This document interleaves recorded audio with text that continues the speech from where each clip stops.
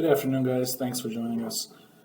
This is another quick video about the Catalyst and the Circon 400 series DDC controllers. I'm going to quickly cover the trending capability that's built into the 400 series controllers, and I'm going to show you how you can not only trend from the local inputs and outputs that the 400 series controllers have, but you can also trend from different networks or different protocols, for example, Loanworks, Modbus, or any other protocol that we'll be developing for the 400 series controllers. Okay, so here we go. I'm going to fire up Catalyst as usual.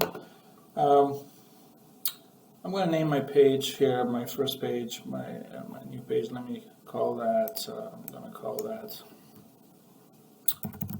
trends. Okay.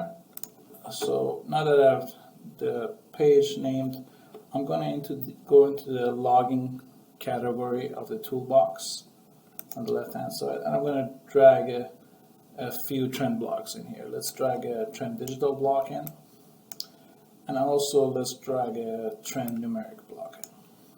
Okay, and I'm going to show you how easily it is to start trending within the 400 series controllers using the Catalyst programming tool.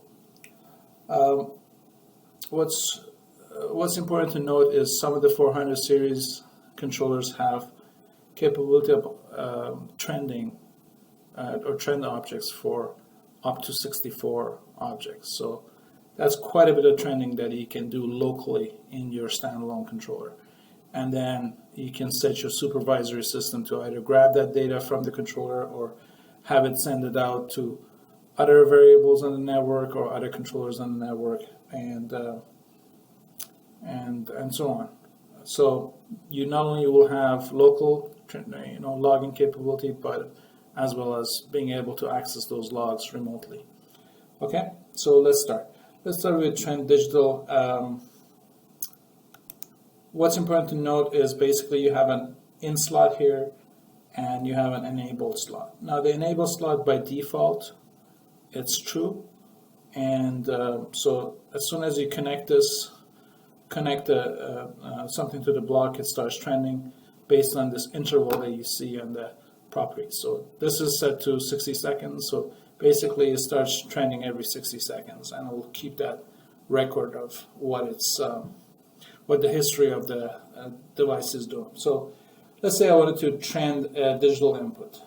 Okay, so I'm going to go to my hardware section, and I'm going to draw in a digital input block here. And then basically once I connect my output of the digital input 1 to the trend block, and then once I compile this program and load it into the controller, it starts working just like that. So it's that simple to set it up. And then obviously, as you saw, you can change your interval for the trending that that the block contains. Now another example here. Let's say I wanted to do an analog trend. I wanted to trend the temperature, so I can do that. So I drew in an analog input block. I'm going to connect that to my trend numeric input, and away it goes. So what's neat about this is you can use, if you wanted to, you could use let me just move these out of the way for a second. And okay, and then what I'm going to do is I'm going to show you if you wanted to, for example, stop the trend. And you don't want to trend during nighttime. So what you can do is you can drag a schedule block in, and you can connect your schedule block to your enable, for example. This is a very quick example here. So depending on what your schedule does, your trend may be going, or they can stop if the enable block turns into false. Now I'm going to erase these for this example. Another thing that I wanted to show you was it is very important to note that the 400 series controller doesn't necessarily have to log its own inputs and outputs. It can log information from other networks or other devices. So for example, let's say we have a Modbus variable frequency drive or a Modbus generator, and we wanted to log some information from them in case that the Modbus device doesn't have any trending capability. So then I can bring in Modbus numeric point and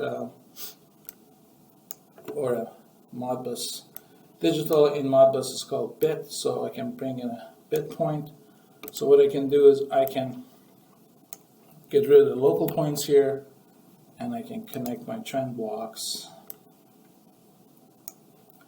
to my Modbus information. And